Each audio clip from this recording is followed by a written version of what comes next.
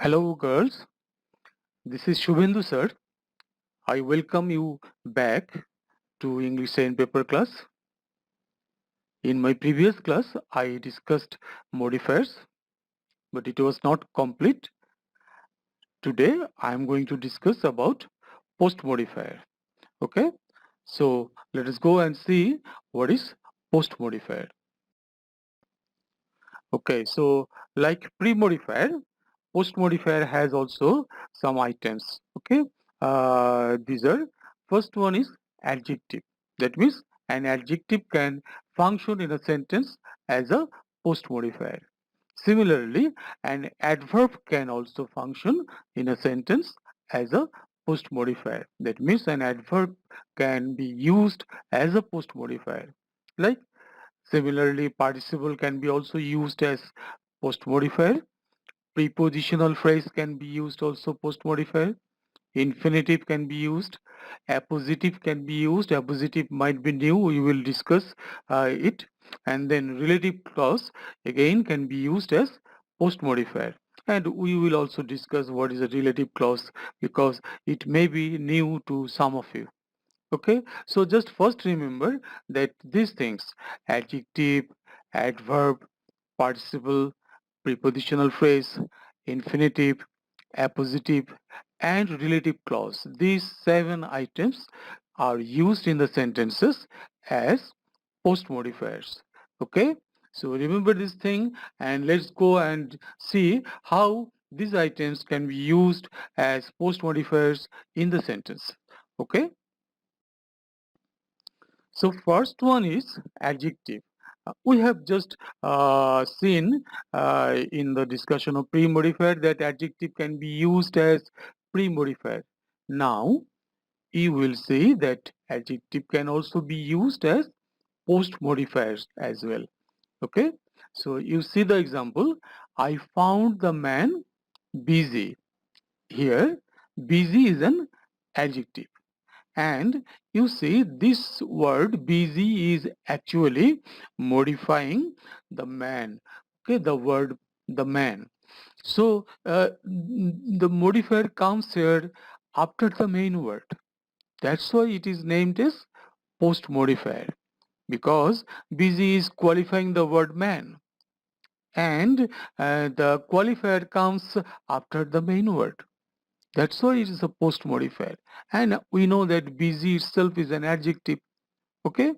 So next in number 2, it is adverb. And now we will see how adverb can be used in the sentence as post modifier. Okay. Like this. He answered all the questions cleverly. So the underlined word cleverly, this is an adverb. And you see this word is actually describing which word? Yes, this word is describing the word verb, answered.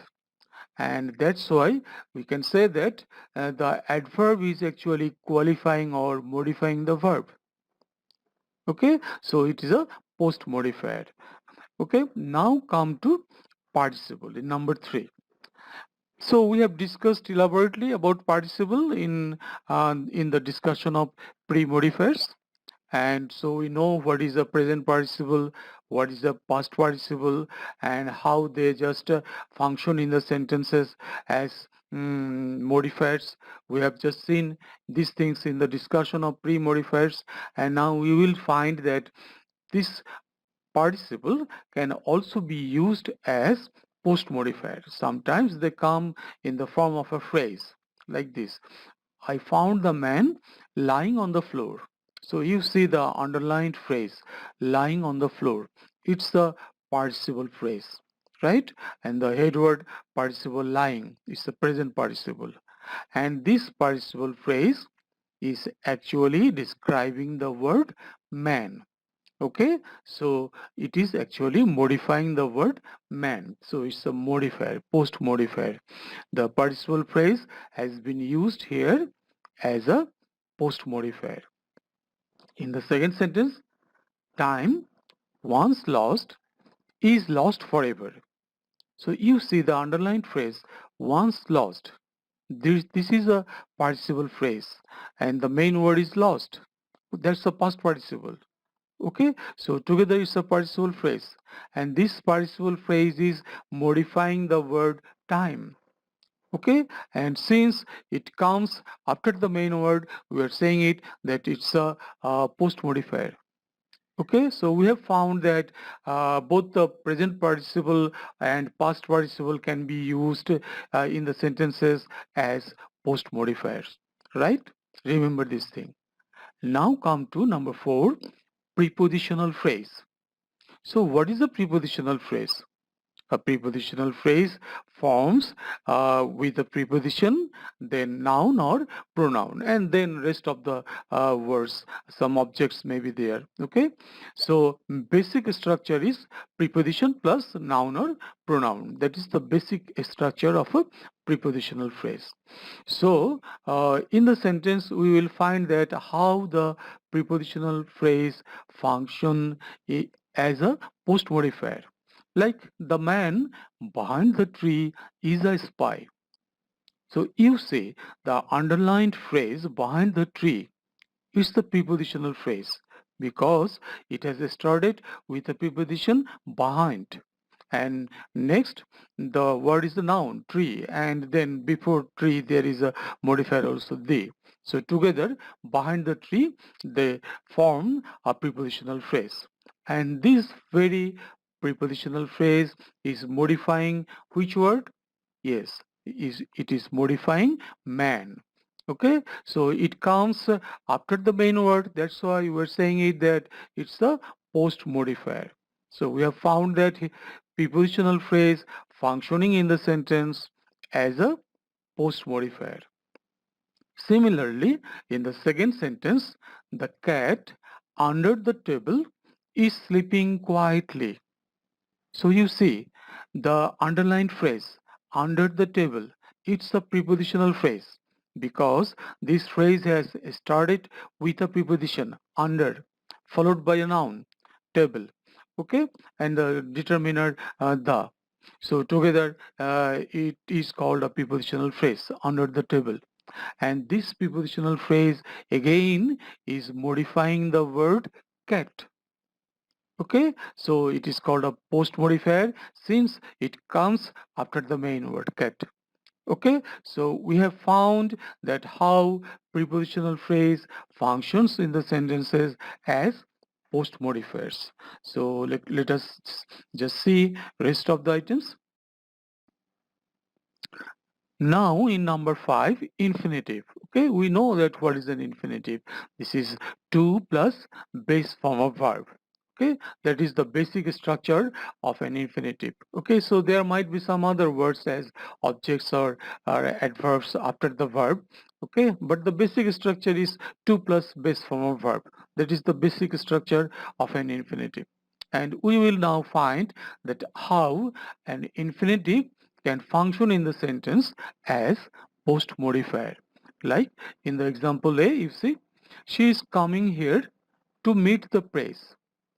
So you see the underlined phrase to meet the press, that is an infinitive phrase because it is started with to plus verb meet, it's a verb, and then the press is the object. So to meet the press together an infinitive phrase. And this infinitive phrase is actually modifying which word? Modifying the verb coming. Okay, so it's a post modifier. Even in the next sentence, every creature is born to meet death. So you see again, the underlined phrase is an infinitive phrase and it is modifying which word? It is modifying the verb born. Okay, so it's a post modifier. We have found that infinitive phrase is functioning in the sentence as a post modifier. Okay, so clear. Now come to number 6. This is appositive. Okay, it might be new to you, but it is nothing difficult actually to understand. What is an appositive?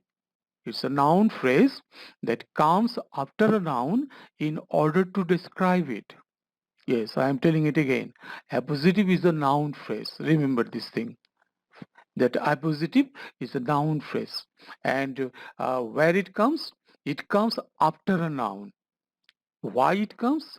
Okay, it comes after a noun to describe the noun. Okay, to tell something more about the previous noun. So an appositive is used in a sentence actually to tell something more about the previous noun, to redefine the previous noun, to describe the previous noun. An appositive is used in the sentence and it comes in the form of a noun phrase. Remember, an appositive comes in the sentence in the form of a noun phrase. Okay, so we will find in the examples Andrew Kashyap, a very eminent playback singer of Bangladesh, passed away last night. So you see the underlined phrase, a very eminent playback singer of Bangladesh. Okay, so this is a noun phrase basically. And this phrase is actually giving information about Andrew Kishore. Okay, if someone doesn't know much Andrew Kishore, then by reading the appositive, just he will come to know that yes, who was Andrew Kishore? He was a very eminent playback singer of Bangladesh. So in the appositive, actually, we get some more information about the previous noun, right? So appositive is a modifier, it's a post modifier because it is modifying the previous noun, right? Then similarly, another example, Rajshahi, a northern city of Bangladesh, is famous for mangoes and silk. So you see in the underlined phrase, a northern city of Bangladesh. This is appositive and it is again just giving information about Rajshahi. If someone doesn't know about Rajshahi, then by reading the appositive, he will come to know. Okay, uh, why Rajshahi? Where is Rajshahi? What is Rajshahi? A northern city of Bangladesh. We have come to know. Yes, Rajshahi. Yes, good. Rajshahi, a northern city of Bangladesh. Okay, then the rest of the information. So in the appositive, we are getting information about the previous noun. So in other words, we can say that the appositive is actually qualifying the previous noun. Okay, so it's a modifier, it's a post modifier. And the last thing is a relative clause. Okay, so relative clause can be also used in the sentence as a post modifier. Let's see the clause. What is relative clause? The clause which starts with who, which, what, whom, whose, that, and comes in the middle of a sentence after a noun is called a relative clause. So again, I am helping you to understand it. Relative clause always starts with these conjunctions: who, which, what, whom, whose, that. Remember, one thing is clear, right? Another thing is relative clause always comes in the middle of a sentence. Okay. Another thing is relative clause always comes after a noun. Okay, so this relative clause actually gives some information about the previous noun. That means this relative clause actually modifies the previous noun. Okay, so in the following examples, we will find how relative clauses are modifying the previous noun. In example A, Andrew Kishore, again the same example, who had enthralled millions of people by his melodious voice, died last night. So you see the underlined phrase, who had enthralled millions of people by his melodious voice. So this underlined clause is a relative clause. It has started with who, it has come in the middle of a sentence, it has come after a noun, Andrew, and lastly, the most important point is it is qualifying the noun Andrew. It is giving the relative clause, the underlined clause is giving information about Andrew. So we can say that it is modifying Andrew. So this relative clause has been used here as a post modifier, right? In the second example, same thing, we didn't find the actual place which was marked in the map. So you see the underlined clause which was marked in the map. This is a relative clause. It has come after a noun place. And actually this relative clause actually describing the word place, modifying the word place. So this relative clause has been used here as a post modifier. Okay. So dear girls, we have come to know all the particular items of pre-modifiers and post-modifiers. And now you have to remember actually that what is infinitive, what is appositive, what is relative clause, okay, what is determiner, what is noun adjective. So some new items actually you have got in this lesson, in the lesson of modifier, some new items. Okay, so if you just forget them, then it will be impossible to fill in the gaps following the instruction, because in the instruction you will be said that pre-modify the noun with the noun adjective, and at that time if you forget that what is the noun adjective, then it will be very much difficult to fill in the back with a blank with a noun adjective. Similarly, what is relative clause, what is appositive, this should be in your head, in your mind. You have to watch the class again and again, and you have to be clear very much that yes, this is appositive, I have no doubt. This is relative clause, I have no doubt. This is noun adjective, I have no doubt. This is participle, I have no doubt. Okay, so keeping all the things in your mind, you can just advance to practice, okay, in the practical field, because these are the theory we have so far learned, and now we have to enter the practical field. So let's go and do just one exercise. Let's see that how in the exam paper the modifier will be set. Okay, so dear girls, here is one practice for you. Number one, read the following text and use modifiers as directed in the blank spaces. There are 10 gaps and each gap will carry 0.5 marks. So let's read the text. Education. Number A, use appositive to post-modify the noun is essential for development. So you have come to understand that now we have to find out an suitable appositive, right? So you must remember that what is an appositive? It's a noun phrase that comes after a noun. Okay, so we have to just use a noun phrase in the gap. Okay, and that will be an appositive, and the function of the appositive will be to describe the previous noun. So we can write as the answer is given below. You see, a basic right of human beings, it will be an appositive. Okay, so next let's proceed. We can improve, use possessive to pre-modify the noun. We can improve dash mind. So we know that which words are possessive: my, our, your, his, her, its, etc. Okay, so we can write here, we can improve our mind, right? Then in number C, and use adjective to pre-modify the noun, and dash person has the ability. So we can write an educated person has the ability. Then in number D, use infinitive phrase.